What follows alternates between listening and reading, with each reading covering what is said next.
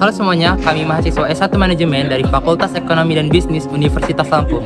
Pada video kali ini, kami akan memaparkan mengenai materi memisahkan dan mempertahankan karyawan. Sebelumnya, izinkan kami untuk memperkenalkan diri terlebih dahulu. Perkenalkan, nama saya Rangga Destri Saputra dengan ujung NPM 155. Lalu ada Siti Rama Aryani dengan ujung NPM 081. Sandrina Dewi Astuti dengan ujung NPM 082, Putri Adelia dengan ujung NPM 085, Novita Syafitri dengan ujung NPM 097, Anggi Nurlia dengan ujung NPM 152, Oktavia Ramadia Fitri dengan ujung NPM 159, Wahyuning Yuliani dengan ujung NPM 160,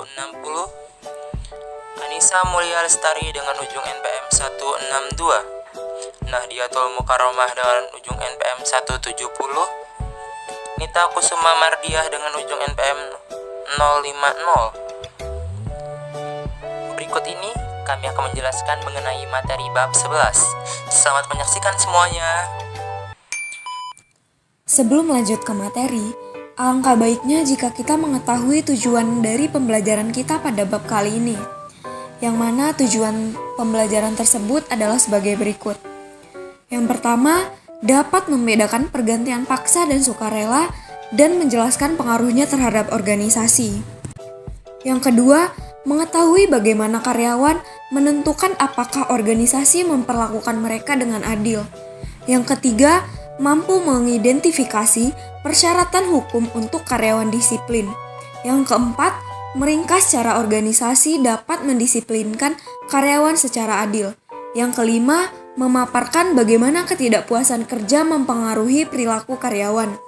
Dan yang terakhir, mampu menjelaskan bagaimana organisasi berkontribusi terhadap kepuasan kerja karyawan dan mempertahankan karyawan kunci.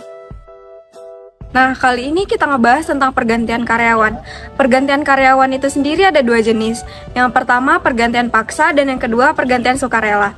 Pergantian paksa merupakan pergantian karyawan yang disebabkan atas permintaan oleh perusahaan. Sedangkan pergantian sukarela merupakan pergantian karyawan yang disebabkan oleh inisiatif ataupun keinginan dari karyawan itu sendiri. Dari video tadi, dapat kita lihat bahwa tiba-tiba Tuan Krab memecat SpongeBob dengan cara memaksa. Hal tersebut dapat dilihat dari ekspresi SpongeBob yang tidak setuju, namun juga tidak bisa berbuat apa-apa.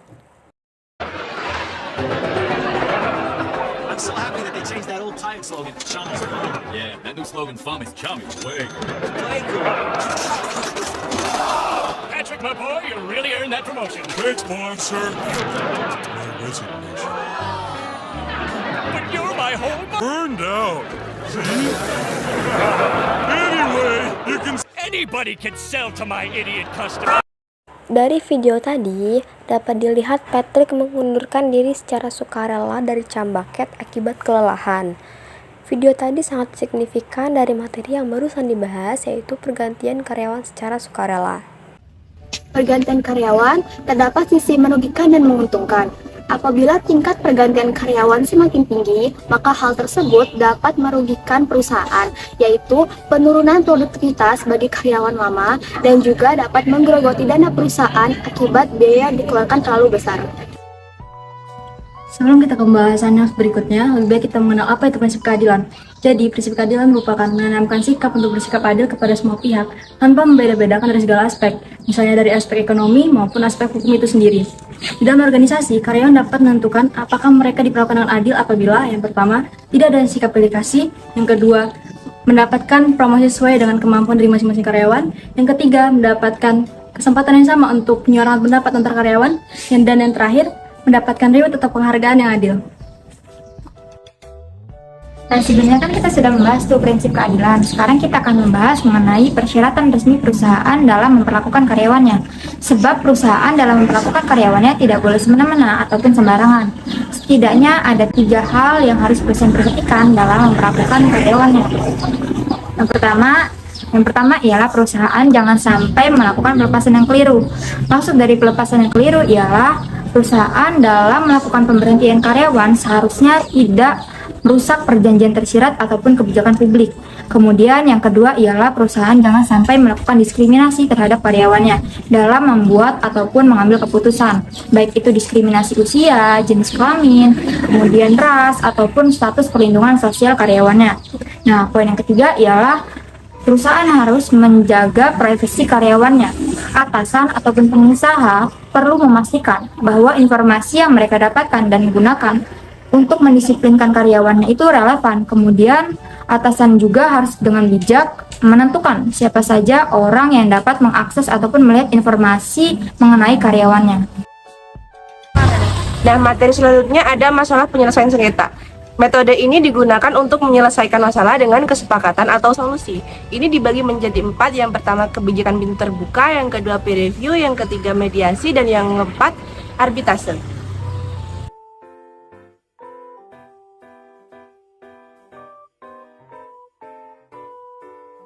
Program bantuan karyawan, layanan rujukan yang digunakan oleh para karyawan untuk mereka mencari pengobatan profesional yang digunakan untuk memecahkan masalah emosional dan juga akibat dari penyalahgunaan zat atau obat-obatan. Kemudian adalah konseling pemindahan. Placement counseling merupakan layanan digunakan untuk para pekerja yang dipecat mengatur transisi dari satu pekerjaan ke pekerjaan yang lain. Tujuan dari outplacement counseling sendiri adalah membantu para pekerja yang terdahulu untuk mengatasi isu psikologis yang berhubungan dengan kehilangan pekerjaan dan pada saat bersamaan membantu mereka untuk mencari pekerjaan yang baru. Materi selanjutnya adalah keterlibatan karyawan dan penarikan pekerjaan.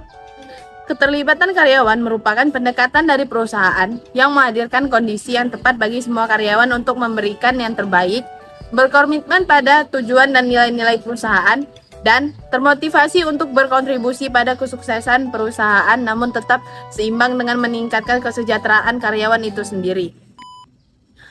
Selanjutnya penarikan pekerjaan. Penarikan pekerjaan merupakan sebuah kumpulan perilaku yang mana pekerja mencoba untuk menghindari pekerjaan secara situasi, fisik, secara mental, atau secara emosi. Dengan ini, pekerjaan akan mendapat posisi atau jabatan yang sesuai. Berikutnya yaitu mengenai ketidakpuasan kerja mempengaruhi perilaku karyawan. Berdasarkan sebuah studi, salah satu faktor yang mempengaruhi perilaku karyawan ialah ketidakpuasan kerja terhadap perusahaannya. Ketidakpuasan kerja dapat menimbulkan dampak yang signifikan terhadap perilaku karyawan. Yang pertama yaitu penurunan motivasi. Penurunan motivasi menyebabkan karyawan bekerja secara tidak efektif dan efisien. Yang kedua, penurunan kinerja. Penurunan kinerja dapat menyebabkan karyawan bekerja secara tidak baik dalam menyelesaikan tugas-tugasnya. Yang ketiga, yaitu peningkatan absensi. Ketika karyawan merasa tidak puas, mereka akan lebih sering absen dan memungkinkan dapat meninggalkan perusahaan. Setelah mengetahui dampak yang ditimbulkan dari ketidakpuasan karyawan, ada beberapa cara yang dapat dilakukan perusahaan untuk mengatasi ketidakpuasan karyawan. Yang pertama, dengan melakukan survei kepuasan kerja. Survei ini bertujuan untuk mengetahui pandangan karyawan terhadap pekerjaan, lingkungan kerja, manajemen, dan fasilitas yang telah disediakan. Yang kedua, meningkatkan komunikasi melalui pertemuan reguler, feedback yang luas, dan pengakuan atas hasil kerja yang baik. Yang ketiga, melakukan program pelatihan dan pengembangan yang bertujuan untuk memotivasi karyawan agar merasa dihargai dan merasa memiliki masa depan yang cerah di perusahaan. Yang keempat, membuat kebijakan kerja yang fleksibel. Contohnya, jam kerja yang longgar, bekerja di rumah, dan cuti yang lebih banyak.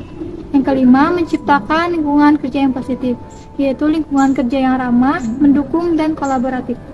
Ketidakpuasan kerja dapat mempengaruhi perilaku karyawan. Perilaku karyawan mencakup segala sesuatu yang dilakukan oleh karyawan di tempat kerja. Oleh karena itu, sangat penting bagi pengusaha untuk memperhatikan dan mengatasi ketidakpuasan kerja karyawan secepat mungkin untuk mencegah dampak negatif yang mungkin terjadi pada karyawan dan perusahaan.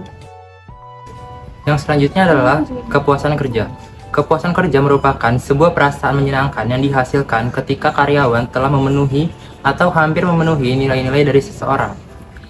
Organisasi dapat berkontribusi terhadap peningkatan dari kepuasan kerja karyawan, yaitu dengan cara yang pertama, organisasi dapat mencoba mengidentifikasi dan memilih karyawan yang memiliki watak pribadi yang terkait dengan kepuasan kerja. Yang kedua, mereka dapat membuat pekerjaan menjadi lebih kompleks dan bermakna. Yang ketiga, mereka dapat menggunakan metode seperti teknik analisis peran untuk membuat peran menjadi jelas dan sesuai. Yang keempat, mereka dapat memperkuat nilai-nilai bersama dan mendorong dukungan sosial di antara para karyawan. Yang kelima, mereka dapat mencoba menetapkan tingkat gaji yang memuaskan. Dan yang keenam, memantau kepuasan kerja karyawan dengan membantu perusahaan untuk mengidentifikasi tindakan mana yang sesuai dan paling bermanfaat. Kesimpulan untuk materi bab ini adalah lakukan pemisahan dengan baik untuk akhir yang baik. Bagi perusahaan, pemisahan memang merupakan sebuah biaya yang harus dikelola dengan baik. Bagian manajemen sumber daya manusia harus memiliki pengelolaan pemisahan yang baik. Hal ini dikarenakan pemisahan menjadi penentu akhir hubungan organisasi atau perusahaan dengan individu atau karyawan terkait. Setiap perusahaan maupun individu tentu ingin mengakhiri kontrak kerja dengan baik untuk menghindari hubungan buruk seperti keterkejutan, ketidakpercayaan, kemarahan, reaksi defensif, keputusasaan, kesedihan, dan sebagainya. Dengan demikian, disarankan sekali bagi para HR untuk memiliki manajemen pemisahan yang baik pula demi menunjang hal tersebut.